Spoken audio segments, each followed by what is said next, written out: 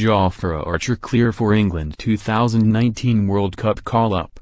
England could add Jofra Archer's searing pace to their bid for World Cup glory next summer by exercising a discretionary clause within their own eligibility regulations. It has been widely assumed that the ECB would have to amend their own 7-year residency qualification period should they wish to select the Sussex fast bowler before the winter of 2022-23.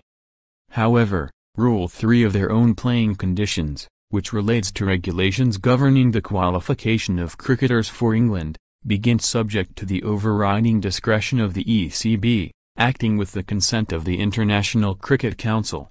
In simple terms, England can ignore their self-imposed criteria and apply those used by other major nations on a case-by-case basis. Last October, the ICC reduced qualification periods from 4 years to 3 and aligned rules for the men's game with the women's. It means a player with a British passport like Archer, Barbados-born to an English father, only needs to fulfill what an ICC spokesperson has confirmed as a sit-out period of 36 months to convert from one country's system to another.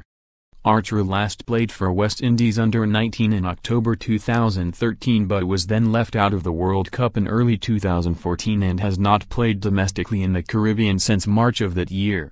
He arrived in the UK to play club cricket in 2015 and has not looked back. Exactly when he switched allegiance remains a moot point, but the fact that he committed to Sussex ahead of the 2016 season means he would therefore be available in April next year should the England hierarchy wish to provide him with special dispensation. It is understood they could cite a combination of his exceptional talent and potential to be a fixture on the international scene for a decade. He turned 23 in April, qualify him for such status. Sportsmail can reveal that the Archer issue was raised by leading cricket agents at a forum at Edgbaston on Wednesday, with clarification sought from the ECB's regulation manager Amanda Hill as to whether it would lead to changes to qualification periods in the near future. That remains unclear, although one source insisted this was unlikely.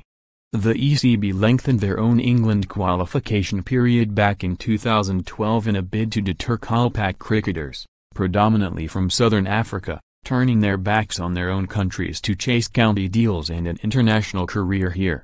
Since then, cricketers over the age of 18 arriving from overseas with England ambitions have been forced to serve a 210-day-a-year residency over 7 years. Archer has made clear his desire to pull on the Three Lions in future and gave notice of his ability by taking 61 Division II wickets in 2017, his first full season of championship cricket. He then earned a £800,000 Indian Premier League deal with Rajasthan Royals via his hostile performances with the ball for Hobart Hurricanes at last winter's Big Bash. And his ability to hit 90 miles per hour with a languid bowling action is complemented by his fearsome ball striking and stunning agility in the field. England Limited overs captain Owen Morgan remained lukewarm on the idea of Archer being in the selection mix when asked about his potential fast-tracking last week, and is known to be fiercely loyal to a squad that have surged to the No.1 ranking in 50-over cricket. But with England yet to win a global 50-over tournament, it is something that could be exploited should those in possession of places suffer injury or loss of form in their build-up to next year's event on home soil.